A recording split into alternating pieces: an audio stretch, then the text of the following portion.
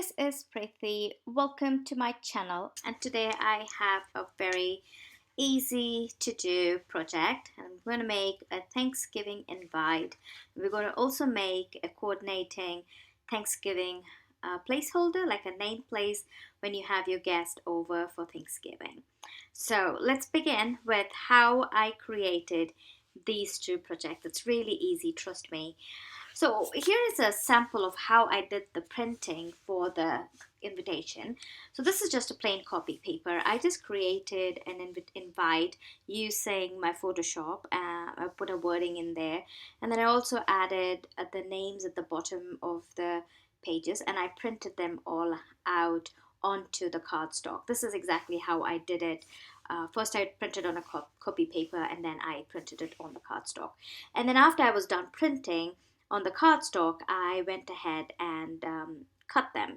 So the one with the invitation is cut at 4 by 5 1/4, and the other one for the placeholder, it's 4 by 6 inches. So we're starting off with this invitation one. So I've taken that Cornucopia stamp I showed you earlier, and I'm just going to stamp and emboss that right above the invitation that I printed out using some embossing ink, because I am going to emboss this cornucopia with some gold embossing powder.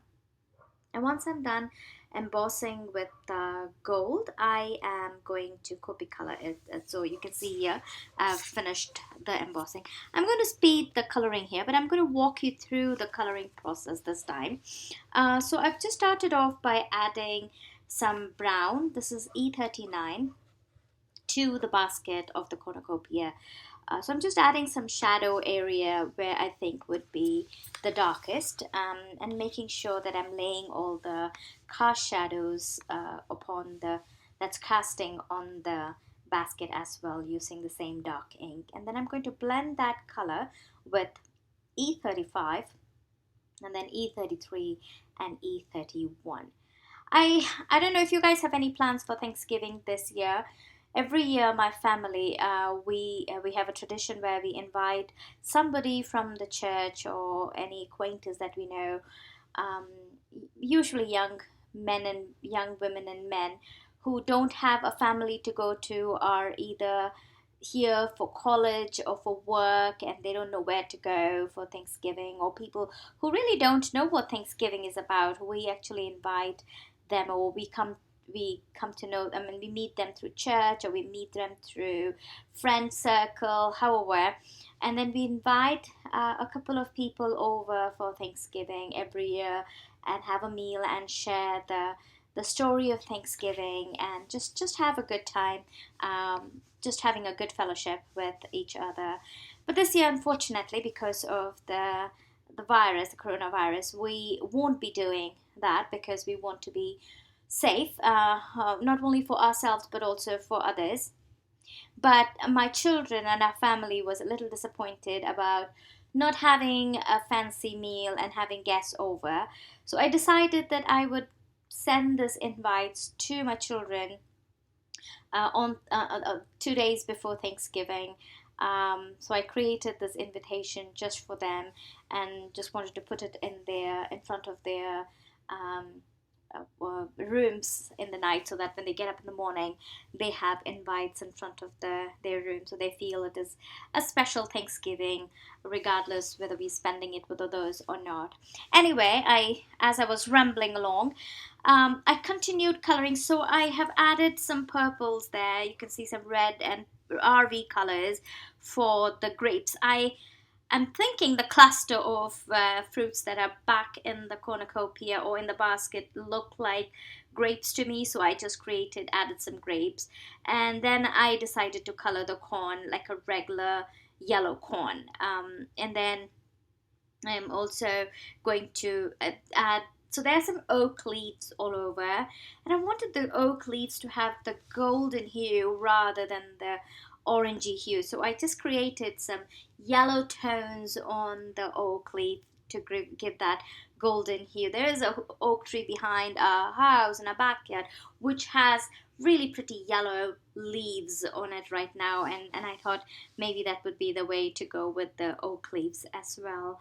And you can see I'm just adding colors, and I'm also, as I choose the color palette, I just chose similar color families, so the same yellows and oranges within that color family. So I'm not putting too many colors, and I'm making sure that I have sufficient a use of that color. Like for example, I use the browns for the basket, and I also use the same browns for the potatoes on the ground and on the bottom, outside the basket, and also the acorns.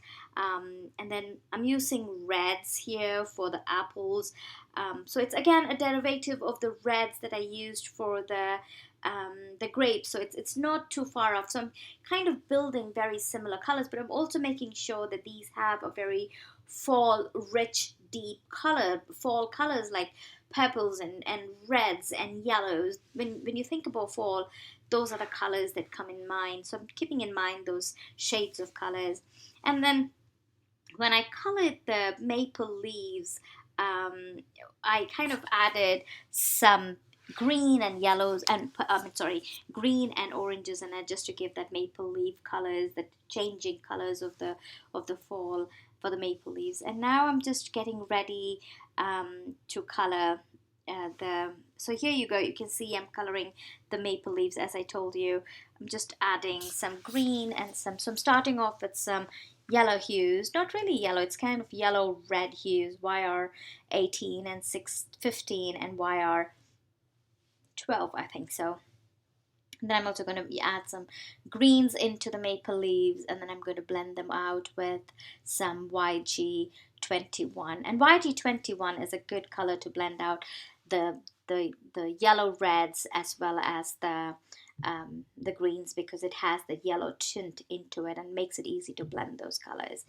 Now moving on to the pumpkin. So I'm just coloring the pumpkin with the same again, YR18, 15 and YR12. So I'm just adding some grooves in the pumpkin. Like pumpkins have those grooves in them. What do you call them? I don't know what you call it. They look like they look like grooves, I suppose. So I'm just adding that using my Copic colors, giving that texture to the pumpkin. And sometimes I like to color the same image twice over once, two times, one after the other, is mainly because I feel like the lightest color sometimes desaturates that brighter color. So going over it another time, the second time, helps it to keep the nice bright color. So the pumpkin on the right side to the orange pumpkin, I'm going to color it green. And the green that I'm using is G85, and I'm also using YG63, G21 and YG61. Now I do have all the color description and the colors that I'm using in this video in the description box below, so you can definitely see the colors that I have used. So I'm using these colors to blend that pumpkin, and again I'm creating that texture that I talked about earlier with the yellow pumpkin with the green as well. And then there are two pumpkins, one that's outside and one inside the basket, and these I'm going to color like the white pumpkins that you see out nowadays. And then I'm just adding W3, E40 and E41, and really very light colors, but you need to add some kind of shading even to your whites to make it look like whites. Anyway, so now I'm done coloring all the stuff inside the cornucopia, and now it's time to add some grounding to that. I don't want these things to look like they're floating somewhere in midair, so we're just going to ground it. So I'm using some warm colors to ground this basket, and I'm just using W5 as the darkest, and then I'm going to blend it out with W3, W1 and W00. And when you're creating ground or shadows, you want to make sure that you're going horizontal. You don't want to go in any other direction. You want to make sure that your lines are horizontal to the image, and that gives the most realistic shadow or grounding to your object. And there you can see I'm almost done with all my coloring. And I'm just going to wrap this up here, and here you go. Now the whole coloring is all done.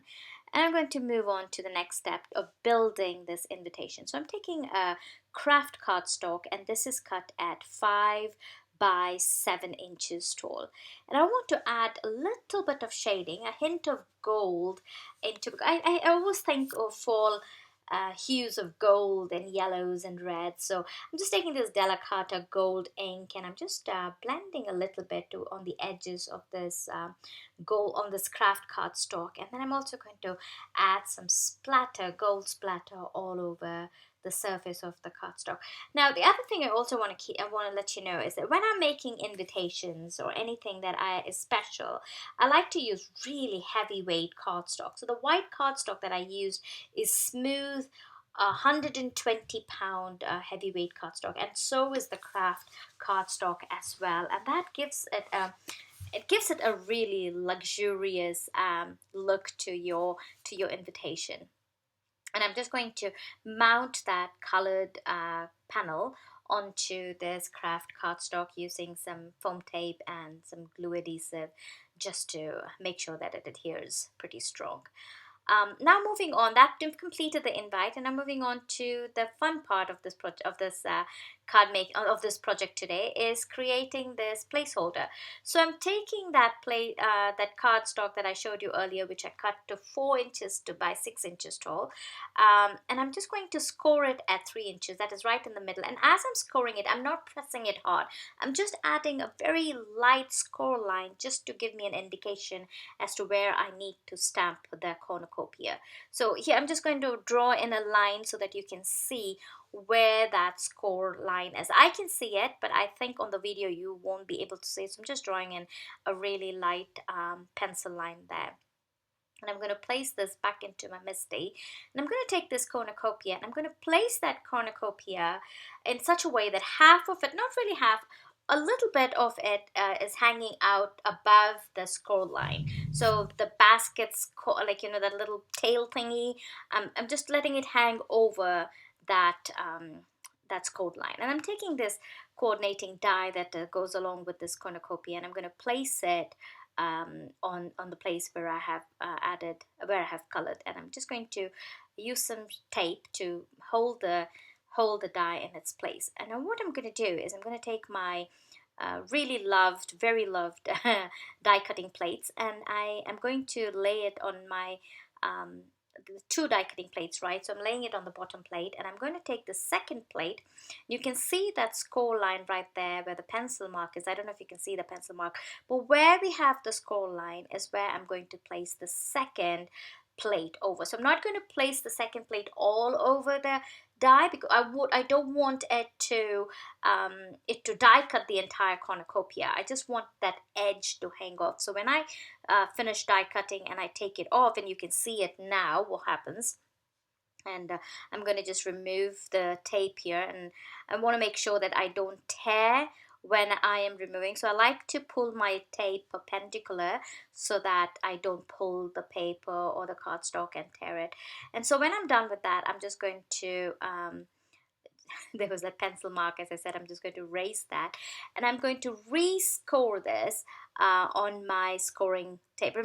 Scoring board. Remember, I didn't really score it hard enough. I just created a line, an indication line, as to where that half point of this of the 6 inches cardstock is. So now I'm taking my scoring tool, and I'm really pressing it hard, and I'm scoring that down, and I'm just going to press down the score line. And when I do that, that little tail of the cornucopia kind of pops up, and it really gives a neat effect on a place card. And you can see how cool that looks. And so when you lay it on the table, that little tail kind of sticks out, and you can see that's how it looks.